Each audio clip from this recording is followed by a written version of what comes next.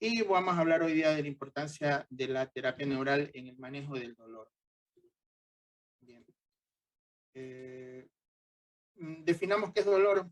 De acuerdo a la Sociedad Internacional del Dolor, en el año 2020 propuso una nueva definición, la cual pues la denominó como una experiencia sensorial y emocional desagradable asociada o similar a la asociada a un daño tisular real o potencial, es decir, una situación totalmente desagradable. Bien, pero ¿qué es la terapia neural? Ya sabemos lo que es el dolor, y la terapia neural es un tratamiento complementario a la terapia alopática, es decir, el tratamiento médico convencional, que utiliza inyecciones de anestésicos locales, entre ellos el más importante para nosotros, que es la procaína. Esta es una modalidad de tratamiento que utiliza los mecanismos autoecorreguladores y las propiedades plásticas que tiene el cuerpo y el sistema nervioso central, con su rama vegetativa y su rama sistema nervioso vegetativo y autónomo, ¿no? Entonces, la generación de estímulos que están dirigidos a través de una aguja y la aplicación del medicamento, en este caso el anestésico local, vamos a hacer que haya una organización del sistema nervioso, como por ejemplo un mejoramiento de la perfusión tisular, interrumpiendo las acciones de retroalimentación positiva, como los círculos viciosos, entre ellos el círculo del dolor. Pero antes de hablar de terapia neural tenemos que conocer ciertas cosas como lo básico, y es la historia. En el año de 1848, Kohler ya demostró el efecto anestésico de la cocaína en la membrana ocular. En 1884, Pavlov entroniza la enseñanza del sistema nervioso y ratifica la influencia coordinadora del sistema nervioso sobre todas las funciones orgánicas. En 1902, Spice ya nos habla de un efecto curativo, de un efecto benéfico de los anestésicos locales. En 1905, Einhorn descubre la novocaína, que es la procaína, que es lo que utilizamos nosotros habitualmente los terapistas neurales. En 1917, Mackenzie informa sobre un hipertono y una hiperalgesia en un tejido celular subcutáneo cuando hay enfermedades viscerales, es decir, lo que nosotros llamamos los puntos dolorosos, las zonas de tensión, que lo vemos cuando palpamos, o los puntos gatillos. Eso fue descrito en 1917 por Mackenzie. Sin embargo, no fue sino hasta el año 1925 cuando los hermanos Ferdinand y Walter Hunecke, ambos de Alemania, descubrieron el efecto benéfico de los anestésicos locales, haciendo uso de la procaína intra y paravenosa, ¿sí? Es decir, intravenosa y alrededor de los vasos sanguíneos, del paquete vasculonervioso, también infiltraciones subcutáneas e intramusculares, obteniendo efectos beneficiosos.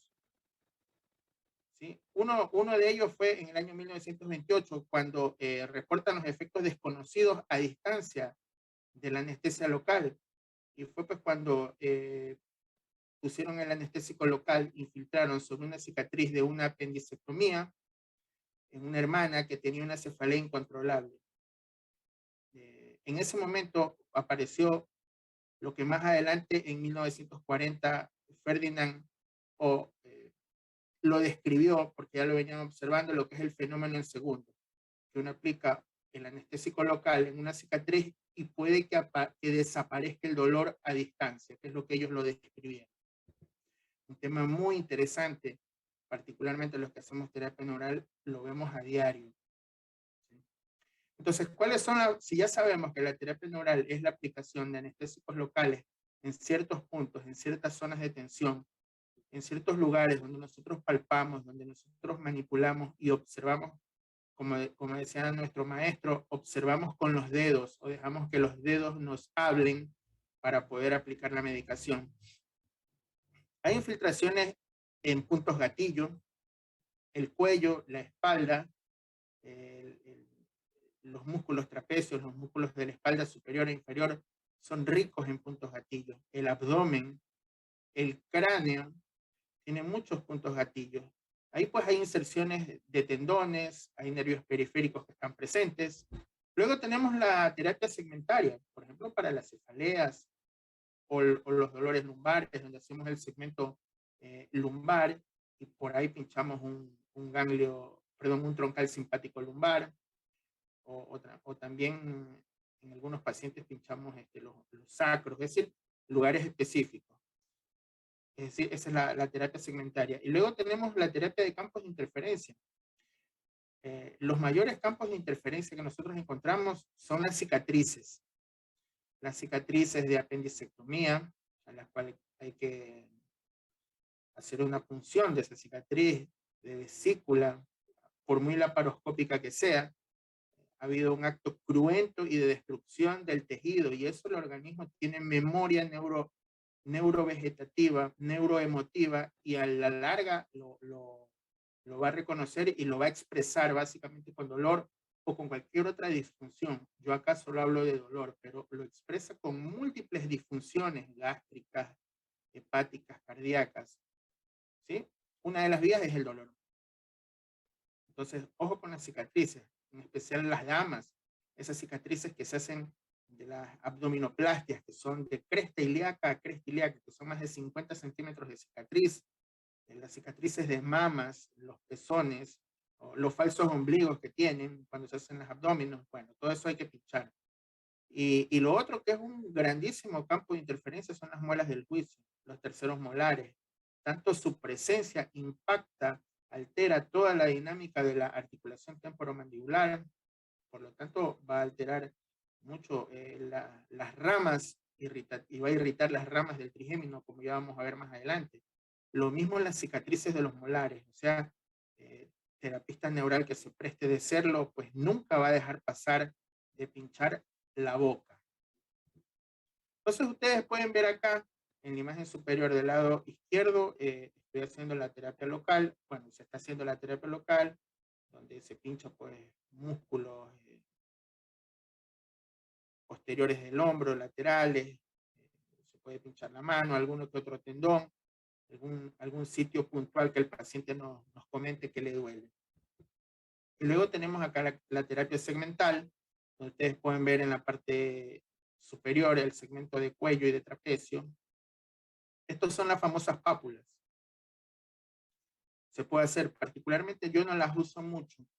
Yo prefiero profundizar 2 o 3 milímetros más, llegar a tejido celular subcutáneo, por ahí un poquito más abajo de la grasa, en el músculo, y dejar que bañe la fascia.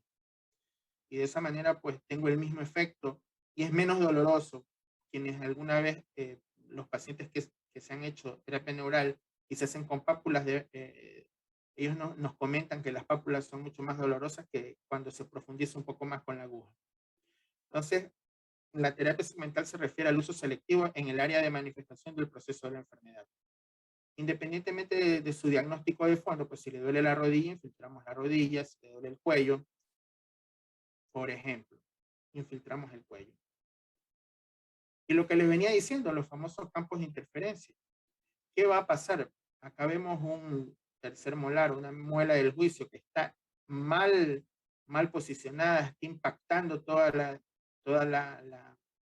arquitectura de las piezas dentarias. Entonces, son impulsos continuos a través de las muelas del juicio o de sus cicatrices que están impactadas y pueden llegar a la zona del núcleo del trigémino, como ya lo he dicho. A través de estas conexiones adicionales, a través de su largo núcleo del tracto espinal, puede llegar hasta la mitad de la médula cervical. Pero también, como ya veremos más adelante, las conexiones del simpático y del parasimpático son extensas. Hay una relación muy íntima entre ellas, que puede, por ejemplo, dolerle el tobillo cuando el campo de interferencia está a distancia, sin tener dañado el tobillo o la rodilla o doler la cadera. Y ya veremos por qué, porque hay conexiones nerviosas a través de la matriz extracelular, que nos decía Pischinger en algún momento. Bueno, a través de estas conexiones adicionales pueden mantener tensión muscular, dolor en el cuello o en cualquier otra región a distancia. Entonces ya sabemos que es muy importante, fundamental en estos conocimientos básicos de terapia neural, hacer la historia de vida y averiguar sobre la presencia o no de los terceros molares. Y acá tenemos estos que pueden ser campos de interferencia. Tenemos cicatrices, donde nosotros hacemos la terapia neural, la pinchamos, utilizamos entre no más allá de 1 o 1,5 centímetros en una cicatriz, por ejemplo, de apéndice, de una vesícula o en las cesáreas, no más allá de 1 centímetro, hacemos 5 o 6 puntos a nivel de la cicatriz, y también palpamos alrededor, porque alrededor hay muchas zonas de tensión.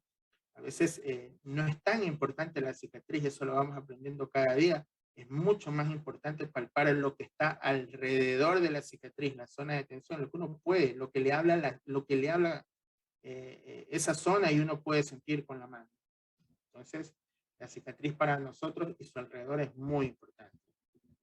Los otros son los campos interferentes en boca. Como ya lo dije, terapista neural que se preste de tal y no pinche la boca, bueno, hay que discutirlo.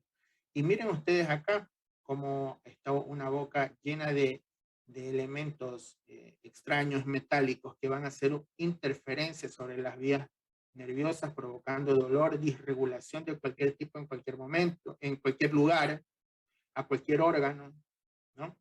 Entonces, lo que se está ahora en boga y está pregonando es que no se deje de utilizar los implantes dentales, pero si lo puedes utilizar de circonio, mejor. Dejar de utilizar los implantes metálicos. Lo mismo los brackets y los retenedores internos, que también pueden provocar algún campo de interferencia. Ni se diga las caries, ¿no? Las caries, como vemos acá en la parte inferior, pues es una infección dentaria, y una infección es un foco interferente constante. Foco interferente, me van a estar escuchando siempre este término, que es lo que va a hacer que se altere todo el sistema nervioso vegetativo, tanto el simpático como el parasimpático. Y lo otro de acá, que son las famosas amalgamas. Eso que está ahí es un metal tóxico, es una mezcla de mercurio. Entonces el mercurio, ya sabemos de todo lo tóxico que puede ser este metal pesado. De hecho es un metal pesado, procancerígeno. Bueno, todo eso lo tenemos ahí dentro de la boca, no debería estar. Yo a mis pacientes les recomiendo que se retiren eso. Yo no los mando a que tengan una dentadura o que se gasten una fortuna en un tratamiento estético, pero eso hay que cambiarlo por cerámica. Y lo otro son los tratamientos de conducto. Que los tratamientos de conducto es un diente desvitalizado, es un diente sin arteria, sin vena, sin nervio, que tiene un objeto muerto en su boca. Entonces, eso también va a ser un campo de interferencia. Por ahí para muchos lo que estoy diciendo es algo bastante raro, novedoso, pero está escrito. A mí también me pasaba lo mismo. No creía, pero después fui leyendo. Después me metí a hacer la máster en terapia neural, y uno entiende por qué. Ahora, las bases fisiológicas de la terapia neural básicamente están en el sistema nervioso autónomo. Sabemos que tenemos un sistema nervioso autónomo que es un complejo conjunto de nervios, de vías nerviosas, que regulan funciones viscerales del organismo, como la cantidad de perfusión sanguínea que un tejido necesita para su funcionamiento normal, la calidad de esa perfusión, cómo va a ser el mantenimiento y el revestimiento del tracto gastrointestinal. Ahora que sabemos que más del 70 al 80% de nuestro sistema inmune está en el intestino. Entonces, eso tiene mucho que ver en nuestro sistema nervioso autónomo. Varias funciones de nuestros órganos y tejidos dependen del sistema nervioso autónomo. La comunicación entre el sistema nervioso, el sistema inmune y el sistema endocrino. Entonces, nosotros cuando aplicamos o inyectamos procaína sobre un tejido, estamos actuando directamente sobre el sistema nervioso autónomo. Entonces, los beneficios que esto nos va a proveer en nuestros pacientes son muchos. Recordar algo de fisiología, primero o segundo año de la facultad, ¿no? Que las fibras nerviosas tienen una conectividad, una excitabilidad. Estos estímulos se transmiten a lo largo de las fibras nerviosas a través de su axón, que van desde la dendrita al axón. También recordar lo que es la unión sináptica, y que van a una velocidad de conducción que va de 0,5 hasta 130 metros por segundo. Es decir, van muy rápido. Ahora, ¿cómo está organizado el sistema nervioso vegetativo? El sistema nervioso, básicamente recordar que tenemos un sistema nervioso y luego tenemos un sistema nervioso central y un sistema nervioso periférico. El SNC, el sistema nervioso central, tenemos el encéfalo y la médula espinal, que a su vez va a tener ramas del sistema nervioso vegetativo. El sistema nervioso periférico tiene el sistema nervioso aferente, que es sensitivo, y eferente, que es motor. Sin embargo, el sistema nervioso periférico aferente tiene un sistema somatosensitivo y también tiene fibras para el sistema nervioso vegetativo. El sistema nervioso eferente, que es motor, que es rama del sistema nervioso periférico, también tiene ramas del sistema nervioso vegetativo. En resumidas cuentas, el sistema nervioso vegetativo está presente tanto en el sistema nervioso central, sus ramas, como en el sistema nervioso periférico. De ahí su importancia.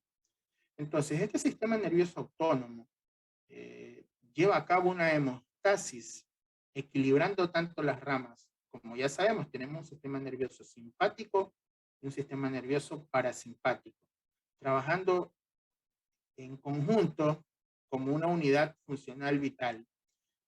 Y va a actuar a nivel del sistema vascular, respiratorio, digestivo, hormonal, a través del metabolismo, el dolor, la secreción glandular, etc.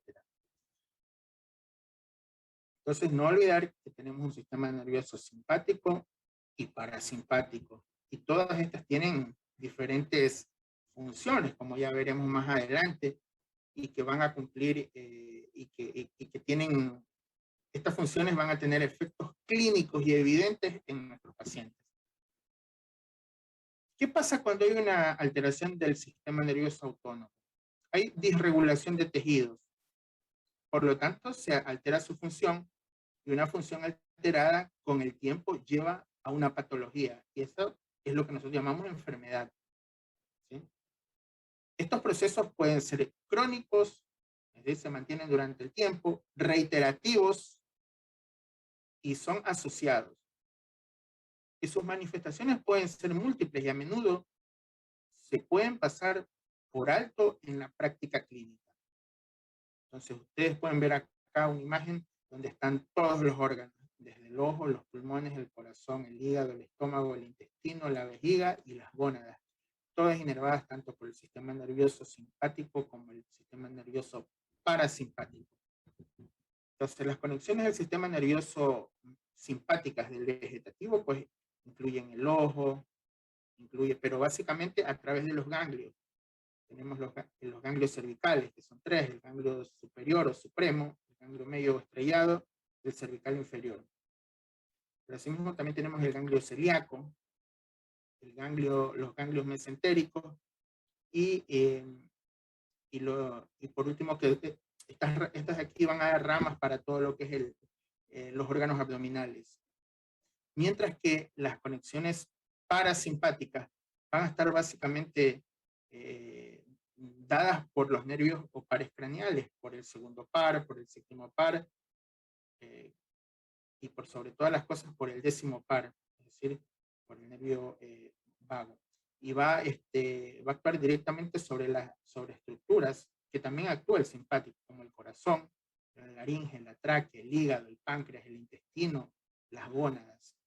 Como pueden ustedes darse cuenta, tanto el simpático como el parasimpático está presente en la totalidad de nuestros órganos, dando inervación y dando funciones para un correcto funcionamiento.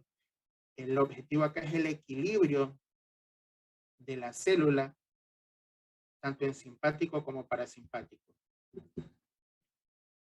Bien, además de las condiciones patológicas, el sistema nervioso simpático puede inducir, porque aquí es donde viene el problema, cuando predomina el simpático sobre el parasimpático, una inflamación neurogénica provocando vasodilatación, extravasación de plasma, liberación de neuropéptidos, liberación de sustancias inflamatorias, liberación e irritación de sus propias fibras nerviosas. Hay una sensibilización periférica, lo cual aumenta este círculo vicioso, que se forman nuevas conexiones sinápticas. Por lo tanto, hay una nueva memoria del dolor. Es decir, el organismo tiene este tipo de memoria para el dolor. Por lo tanto, es posible que las emociones o el tacto puedan evocar el dolor. Cada vez más sabemos que nuestras emociones son la causa de múltiples enfermedades. Una de las cosas que conocemos es respecto a la fibromialgia, porque sabemos que hay un déficit de un neurotransmisor que es la serotonina. Esto va directamente relacionado, su déficit, al estrés, ¿ya? Al estrés. Y como no se secreta en la noche, al otro día nuestros pacientes amanecen adoloridos. ¿Y por qué enferman? Y básicamente por el estrés. Y ese estrés le va a generar un círculo vicioso. Lo mismo ocurre con muchas enfermedades, no solamente reumáticas. Evocan dolor. Somos emociones vivas, emociones puras. Las emociones a veces te pueden enfermar, como en este caso. Entonces hay un terapista neural muy afamado, respetado, que es Lawrence Fisher, el Sternberger, y él pues habla de la teoría del tonel rebosado, que todo tiene una génesis, y empieza pues con una carga exógena, una nox externa, que puede o no haber un campo interferente. Luego hay cargas tóxicas alimenticias, a eso se suma una cicatriz de una cirugía, una carga psíquica, un campo amigdalar, que es otro de los que me estaba pasando por alto. Las amígdalas son campos interferentes de los primeros que tenemos que pinchar por excelencia. Entonces, eso está a la derecha de su imagen. Y a la izquierda, pues vemos cómo la perturbación reguladora creciente va a llevar a lo que nosotros llamamos una manifestación, una enfermedad manifiesta, perdón. Ahora, el tonel se va llenando con todos estos eventos hasta que el último acontecimiento, es decir, el segundo golpe, cualquiera que éste sea, provoca el derrame del bidón. ¿Y cuál es el derrame del bidón? Es la enfermedad clínica, las manifestaciones, el título que le ponemos a nuestros pacientes: artritis, artrosis, fibromialgia, lupus, ¿sí? Pero para eso tuvo que haber pasado mucho tiempo y muchas circunstancias para que ese tonel se llene. Lo mismo ocurre con todas las enfermedades, no es solamente con las reumáticas. Entonces, recordar que pueden haber factores genéticos, socioeconómicos, culturales, de hábitat, de medio ambiente, del cosmos, espirituales, psicológicos, que pueden agravar o empeorar el proceso de enfermar, y que esta puede tener una permanente alerta y tensión, y que puede ser continuo, este círculo vicioso. Y mientras no se haga una intervención como la que nosotros hacemos en terapia neural, el dolor va a seguir, el círculo vicioso va a seguir. Bien, los que me escuchan dirán, bueno, ¿y esto qué es la panacea? Pues no, esto es, como ya lo dije al principio, es medicina complementaria. Esto lo tienes que aprender, lo tienes que estudiar, tienes que saber dónde poner la aguja. No es solamente poner la aguja donde duele. Hay que, lo he dicho, esta es la tercera vez que lo voy a decir, y lo voy a decir unas 2 más. Hay que aprender a escuchar con la mano lo que el cuerpo te dice, el cuerpo de tu paciente. Entonces, una de las cosas que nosotros encontramos son las zonas de tensión. Y en esas zonas de tensión uno toca y uno siente como algo de depresión, cambios en la temperatura, hay aumento del tono.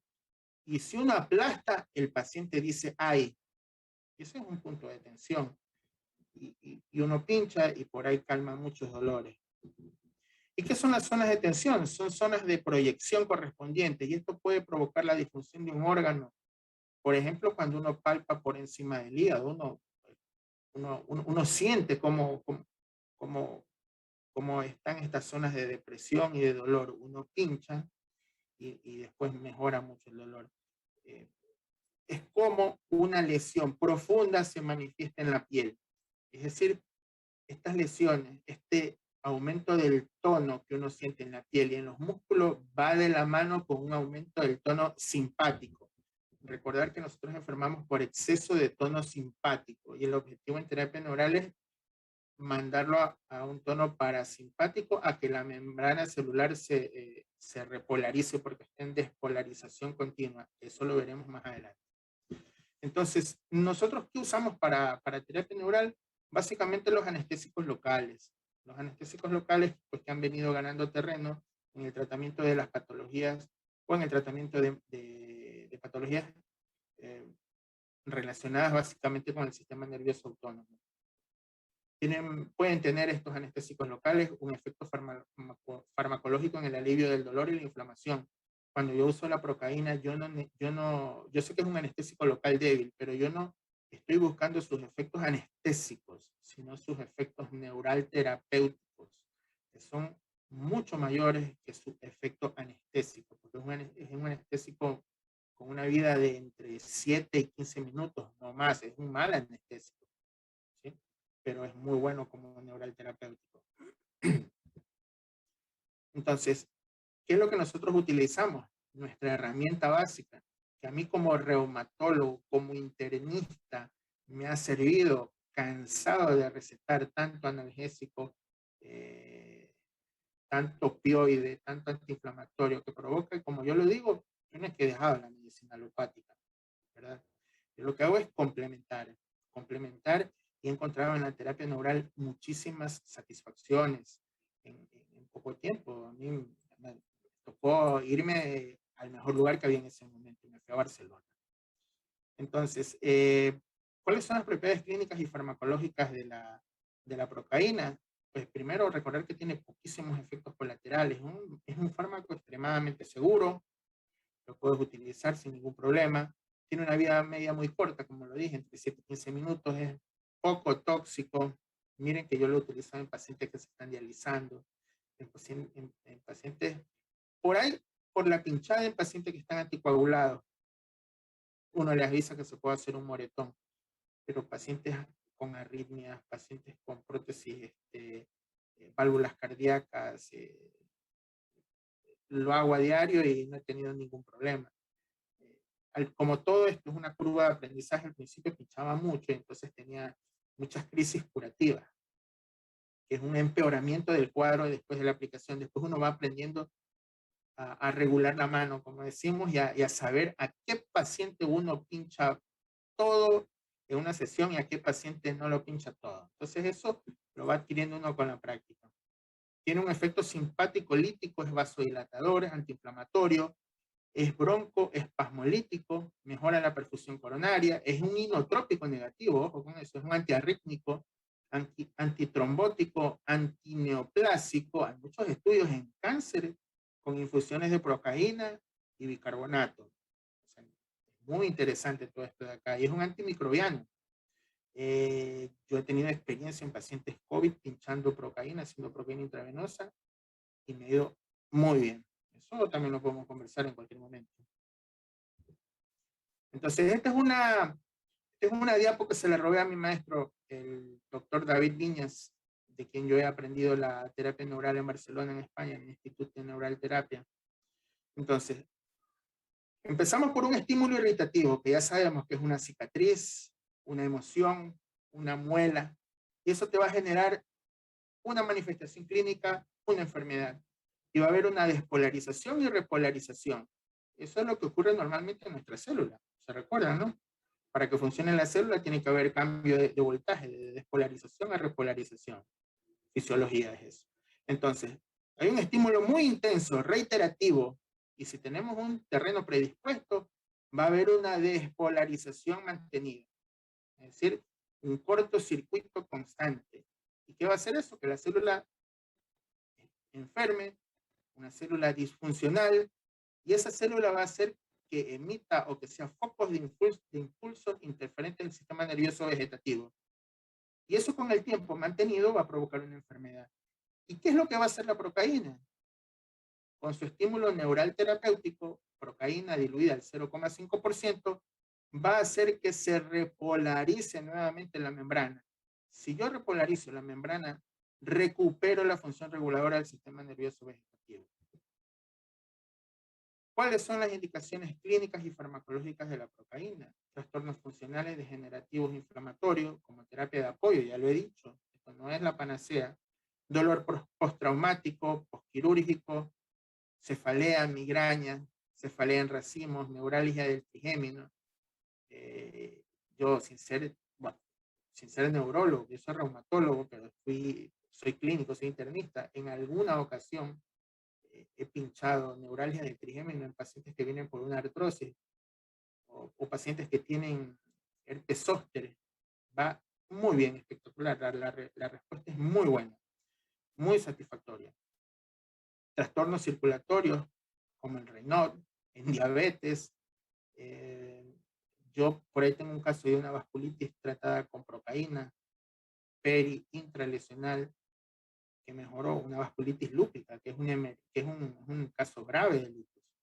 Eso incluso nos mereció ganar un premio en nuestro diplomado. Bueno, dolor pélvico crónico, ciertas enfermedades autoinmunes, trastornos funcionales, como síndrome del intestino irritable, entre otros. Bien, ¿y cómo nosotros hacemos la terapia neural? La terapia neural, pues, es relativamente fácil hacer, hay que saberlo. La metodología no es nada del otro mundo. Una aguja, una jeringuilla, procaína y solución salina. Acá en el país hay procaína al 1% y al 2%. ¿Sí? Si tú lo haces, la puedes diluir al 0,5%. La procaína es sola. La procaína no es, yo particularmente he aprendido a hacerlo de los mejores, y los mejores hacen la procaína sola, nunca la mezclan. Yo sé que por ahí hay procaína con cafeína, qué sé yo. Lo mismo ocurre cuando se hacen infusiones de procaína. La procaína es sola, no se mezcla con nada, excepto con bicarbonato para potenciar su efecto. Bien, la procaína al 0,5 o al 1%, pues sabemos que es un anestésico que tiene una vida corta, se metaboliza en el hígado a través de las pseudocolinesterasas. No hay interacciones casi con otros medicamentos o con otros fármacos, por lo tanto es muy seguro en esos pacientes que me vienen, porque como yo soy reumatólogo, viene la señora con dolor de rodilla y una señora de 80 años, no es del dolor de la rodilla, es diabética, es hipertensa, está anticoagulada, es superviviente del cáncer, tiene el colesterol alto, los triglicéridos, por ahí no escucha bien, por ahí tiene una arritmia. Es todo un contexto de varias enfermedades a la cual no la voy a dar un opioide para que se me duerme y se me caiga y se fracture una cadera, ¿no? Entonces, la terapia neural te puede ayudar muchísimo acá. Una alternativa es la lidocaína, pero no tiene el efecto neural terapéutico que tiene la lidocaína, sino tiene el efecto neural terapéutico que tiene la procaína y tiene una vida media más larga.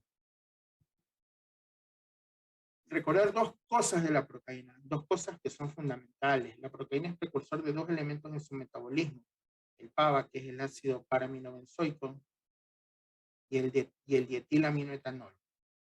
Cuando entra al cuerpo la procaína, por medio de las colinesterasas plasmáticas, se descompone en pocos minutos en ácido paraminobenzoico y en dietilaminoetanol. Ahora, este último es muy parecido a la dimetioaminoetanol, que se convierte en las células en colina. Y sabemos que la colina es un fosfolípido muy importante en la membrana celular. Esto, tanto el dietilaminoetanol como el dimetilaminoetanol mejoran la circulación del tejido y estimulan la producción de fosfatidilcolina. Ya sabemos que actúan a nivel de la membrana celular. Y una de las cosas que se está estudiando ahora es que una rotura o una disrupción muy temprana de las membranas celulares es una de las causas principales del envejecimiento celular. Entonces, muy importante en este sentido. Por ahí algunos de ustedes habrán escuchado a la doctora Ana Alzán en Rumanía.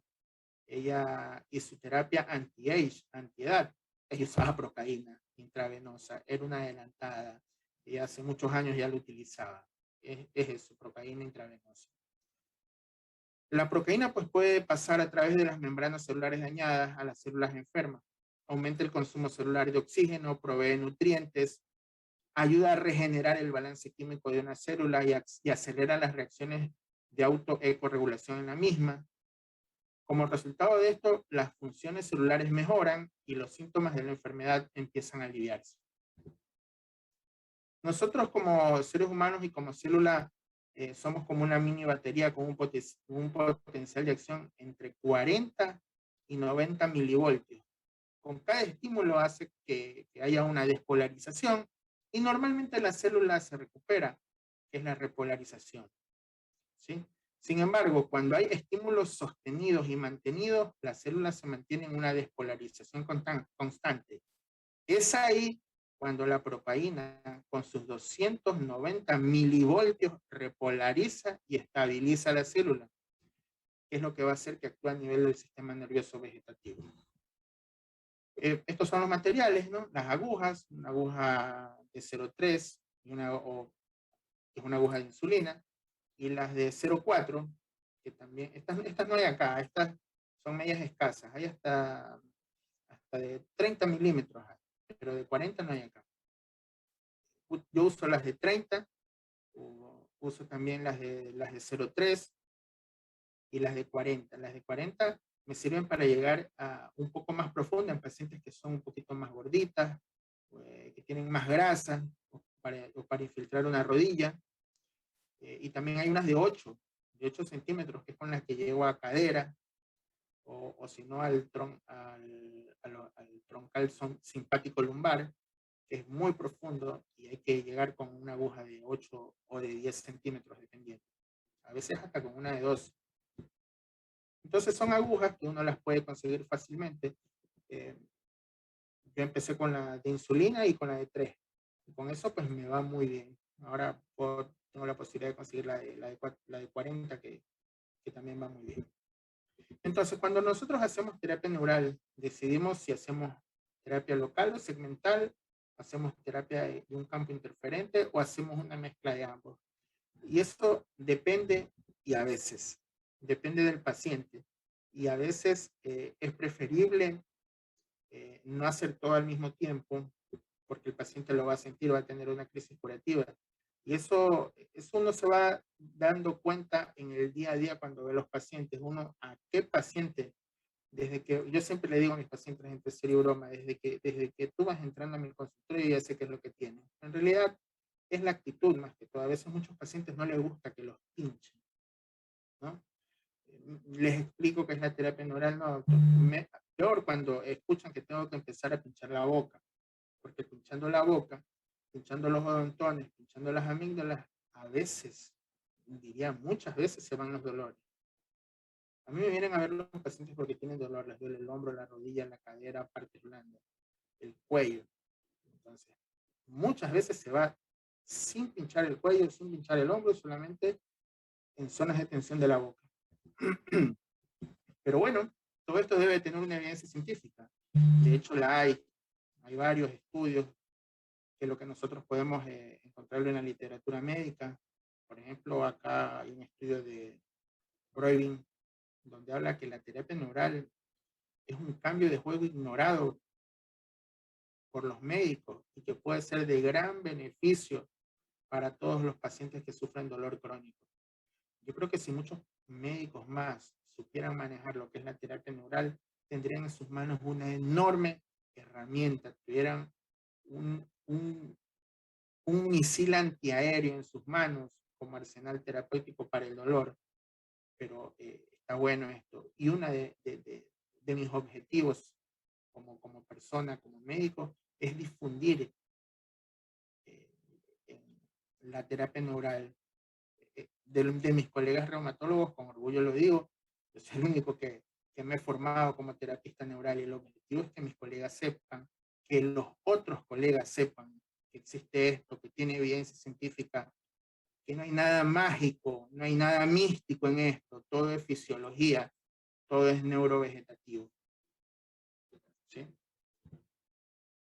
Y les presento un caso anecdótico, una paciente con artritis reumatoidea, 16 años, y después de 16 años de metotrexato, de corticoides, de esteroides, lo que se hizo fue pues sacar una muela que estaba dañada y después de 3 meses, esa paciente entra en remisión clínica y ha tenido y ha mantenido su remisión clínica durante años, lo que puede ocasionar un foco irritativo o un campo interferente. Lo mismo acá. Esto es una disfunción de la sacroiliaca por alteración de la articulación temporomandibular. Los odontólogos, hay una parte de la terapia neural que la hacen los odontólogos, que son los odontólogos neurofocales. Ellos saben de lo que yo estoy hablando. Y pues muchas alteraciones de la ATM, de la articulación temporomandibular, van a hacer que tengas manifestaciones clínicas en cualquier parte del cuerpo, va a repercutir, como por ejemplo acá. Y también pues uno de los países o uno de los lugares donde más se estudia terapia neural es en Turquía. Entonces ellos nos llevan mucha ventaja en ese sentido. Hay varios estudios allá, por ejemplo donde se evaluó la comparación de la terapia neural y la terapia física en el dolor lumbar crónico. Ellos a la larga evaluaron varios pacientes. Si mal no recuerdo, fueron 150 en este grupo. Tanto la terapia neural como la terapia física son eficaces para el dolor, pero asociadas fueron mucho mejores los pacientes y su recuperación se vio mucho más clara en este grupo. Cuando se asoció la fisioterapia con la terapia neural, disminuyeron el dolor, la calidad de vida, la ansiedad, la depresión en este tipo de pacientes. Acá hay un estudio con 280 pacientes con dolor crónico de cualquier etiología, y como podemos ver acá, la mayoría son dolor lumbar bajo, son por artropatías, y la evolución es de más de 36 meses, estamos hablando de un dolor crónico. El 74% de los pacientes reportó mejoría clínica y sostenida. Y como conclusión, se dice que los anestésicos locales no mostraron ningún efecto colateral, tienen pocos eventos adversos y que tienen un potencial prometedor enorme en el tratamiento coadyuvante asociado integrativo del dolor. Este es un estudio muy interesante donde se trató el famoso codo del tenista, también hecho en Turquía, donde se evaluaron al azar 42 pacientes, un grupo a terapia neural y otro grupo recibió fármacos y antiinflamatorios no esteroideos. El de terapia neural recibió 8 sesiones, 2 por semana. Los resultados y los parámetros mejoraron en ambos grupos. La mejoría del EVA fue un poco mayor en el grupo de terapia neural. Por lo tanto, la terapia neural es un método seguro y eficaz para el tratamiento de pacientes con epicondilitis lateral. De hecho, todos los días lo pincho y anda bastante bien. También en dolor cervical o lumbar, en un centro hospitalario, 66 pacientes, 83% mujeres, una mediana de 41 años de edad, a los cuales fueron intervenidos con placebo y con procaína. Y la terapia neural, es decir, los pacientes que recibieron procaína, fue más eficaz que el placebo, fue segura en el tratamiento del dolor cervical y lumbar, además de mejorar su funcionalidad en los pacientes con lumbalgia a los que se le trataron los campos interferentes. Pero esto, como ya sabemos, cuando vimos las diapositivas anteriores, que tiene un efecto vasodilatador, va muy bien también en estos pacientes que tienen un fenómeno o una enfermedad de Raynaud. El fenómeno de Raynaud es un espasmo vascular reversible que ocurre en algunos pacientes, que ocurre en estos pacientes y que se ve en enfermedades reumáticas y autoinmunes como lupus, esclerodermia, síndrome de Sjögren, algunas que otras vasculitis. En este caso es secundario, y cuando es primario, pues cuando no existe una causa que lo produzca. Entonces, en este grupo de pacientes, lo que se hizo fue infiltrar el ganglio estrellado, uno de los 3 ganglios que tenemos en el cuello, en la región cervical, que también se puede acceder, particularmente lo hago muy cotidianamente, porque tiene el ganglio estrellado, pues tiene ramas simpáticas y parasimpáticas que van a actuar a nivel del vago, y pues me va a generar una enorme cantidad de beneficios. ¿Qué pasó? Entonces se infiltraron a 12 pacientes. El tiempo de seguimiento fue de 35 días y los cambios en la temperatura, en la piel y el dolor fueron mucho más evidentes en estos pacientes. Es decir, hubo una enorme mejoría. Ahora, esto pues va a soltar las alarmas para que nosotros nos pongamos en campaña para poder tratar este tipo de pacientes o ofertarles una nueva alternativa terapéutica. Pinchar el ganglio estrellado no es nada del otro mundo, es solamente reconocer la anatomía, recordar la anatomía, meter la aguja y esperar los cambios que uno puede ver. Es un hallazgo prometedor para futuras investigaciones. Como pueden ver, son pocos pacientes, pero los hallazgos son muy buenos. Lo mismo ocurre acá en pacientes con mujeres con gonartrosis. Es un estudio hecho en Barcelona. Como pueden ver en la línea roja, en la parte inferior de la gráfica, es la escala visual análoga. Cómo disminuye cuando se compara con el grupo control. Mujeres entre 65 y 85 años de edad que han recibido múltiples tratamientos y que tienen gonalgia crónica, es decir, una gonartrosis crónica. Y para ir terminando, la terapia neural, pues como ya hemos visto, son tratamientos con anestésicos locales, muy conocidos, muy viejos como la procaína, muy baratos como la procaína, que pueden ser realizados en forma rápida, en forma ambulatoria, tienen mínimos efectos colaterales, lo cual pues posibilita la utilización de otros medicamentos.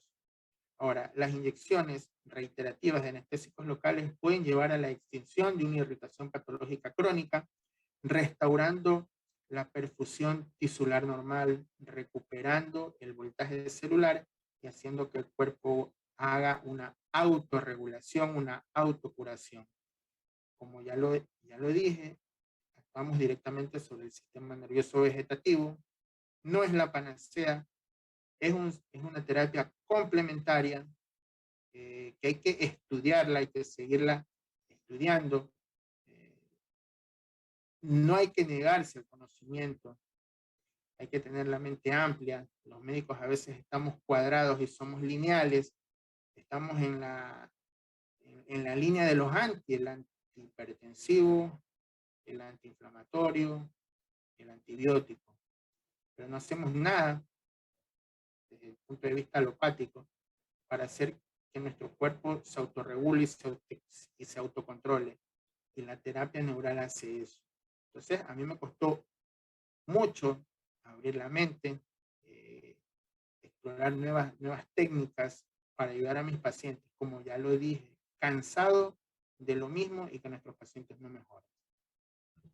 Muy bien, estimados colegas, muchas gracias por su atención.